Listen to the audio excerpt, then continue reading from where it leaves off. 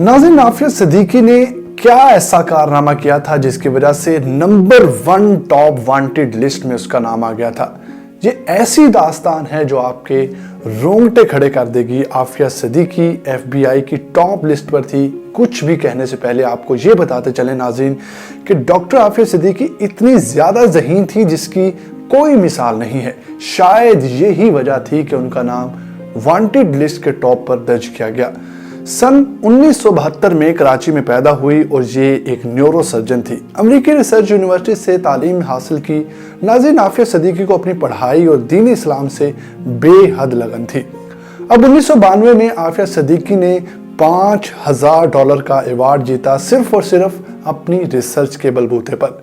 उसके बाद नाज़रीन 1995 में डॉक्टर आफिया सिद्दीकी की शादी हो गई और जिससे शादी हुई उसका नाम था अमजद मोहम्मद खान, जो बाद में CIA का बहुत बड़ा मोहरा बन गया। और ये सारी खेल नाज़रीन इसी CIA के एजेंट ने खेली।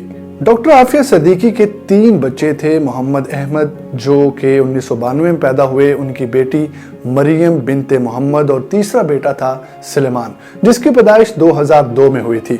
अब नाज़रीन शुरू होती है असल कहानी आफिया सिद्दीकी पर। डॉक्टर आफिया सिद्दीकी एक न्यूरो सर्जन थी, बायोकेमिस्ट्री पर काम कर रही थी। उसकी रिसर्च इतनी कमाल की थी कि आज भी अमेरिका के बड़े बड़े लोग वैसी रिसर्च नहीं कर सकते।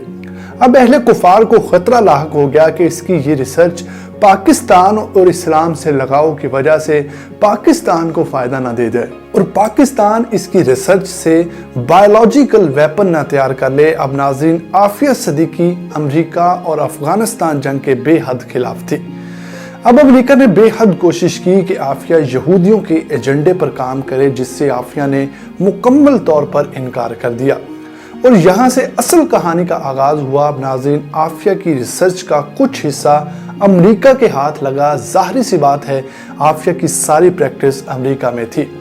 अब वहाँ के साइंसदानों ने FBI को रिपोर्ट दी कि जो रिसर्च आफिया के पास है, अगर ये अमेरिका के खिलाफ इस्तेमाल हो गई तो अमेरिका की तबाही हो जाएगी और अगर ये रिसर्च पाकिस्तान के हाथ लग गई तो फिर भी अमेरिका तबाह बर्बाद हो जाएगा। अब आफिया चूंकि पाकिस्तान रहना चाहती थी और अमेरिका छोड़ना चाहती थी, लेकिन अमेरिका चाहता था कि उसकी सारी रिसर्च उनके हाथ लग जाए। 2002 में नाज़रीन डॉक्टर आफिया सिद्दीकी को तलाक हो गई और अब आफिया सिद्दीकी को कहा गया कि FBI की जानिब से आप हमारे लिए काम करें। उसके बाद जब वो ना मानी तो आफिया सिद्दीकी के खामद ने, जो CIA का एजेंट बन चुका था, उससे आफिया सिद्दीकी के खिलाफ इस्तेमाल किया गया।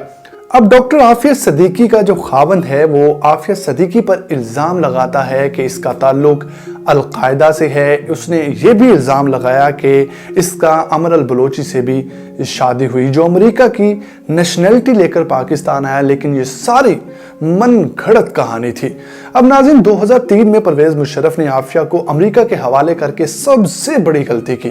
परवेज़ मुशर्रफ को चाहिए था कि जनरल ज़िया उल हक ने जैसे अमेरिका को धोखा देकर पाकिस्तान को एटमी ताकत बनाया, ऐसे ही खुफिया तरीके से आफिया सिद्दीकी की रिसर्च इस्तेमाल करते और पाकिस्तान की साइंसदान बनाते, लेकिन उन्होंने इसे अमेरिका के हवाले किया और इसका जिक्र वो अपनी किताब में भी कर चुके हैं। बहरहाल अब नाज़रीन जब आफिया सिद्दीकी को बगराम जेल पहुंचा दिया गया तो उनके साथ पढ़ने वाले हिंदू स्टूडेंट को इस्राएली यहूदी ने भेजा कि जाकर सारी तफसील लेकर आए और आफिया से बोले कि वो सारी रिसर्च हमें दे दे और हम उसकी जान छुड़वा देंगे।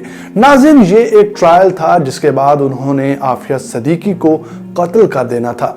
बहरहाल आफिया ने इस तमाम सूरत हाल से बाखूबी वाकफियत हासिल कर ली थी और उसे पता था कि ये यहूदी के भेजे हुए कारिंदे हैं और ये तमाम रिसर्च लेकर ऐसे हथियार तैयार करेंगे जो मुसलमानों को तबाह बर्बाद कर देंगे। अब नाज़रीन आफिया को इतना टॉर्चर किया गया कि बगराम जेल से छूट कर आने वाले कैदी बताते हैं कि सारी रात हमें एक औरत के चीखने चिल्लाने की आवाज़ आती थी और इस आवाज़ ने हमें ज़हनी मरीज बना डाला। अब नाज़रीन सोचें कि कितना जुल्म किया गया होगा और ऐसे इंजेक्शन लगाए गए कि उसे ज़हनी मरीज बना दिया जाए। जब वो आफिया से उसकी रिसर्च लेने में मुकम्मल नाकाम हो गए तो नाज़रीन उन्होंने उसे ऐसे इंजेक्शन लगाए कि जिससे वो अपनी याददाश्त खो बैठे। नाजरीन, इतना जुल्म किया गया, उसके 2 बच्चे मार दिए गए, उसका रेप किया गया, लेकिन उसने अपना मुंह नहीं खोला और रिसर्च भी उनके हाथ ना लगने दी। इसके बाद जब ये मुकम्मल नाकाम हो गए तो आफिया पर झूठा फायरिंग का इल्ज़ाम लगाकर उसे अमेरिका ले जाया गया और अपने जजों से 86 साल की सज़ा सुनवा दी गई। नाज़रीन, आफिया सिद्दीकी को सियासतदानों ने मीडिया पर खूब कैश करवाया, जो उसे कौम की बेटी तो बोलते हैं, लेकिन हकीकत से कोई भी पर्दा नहीं उठाता।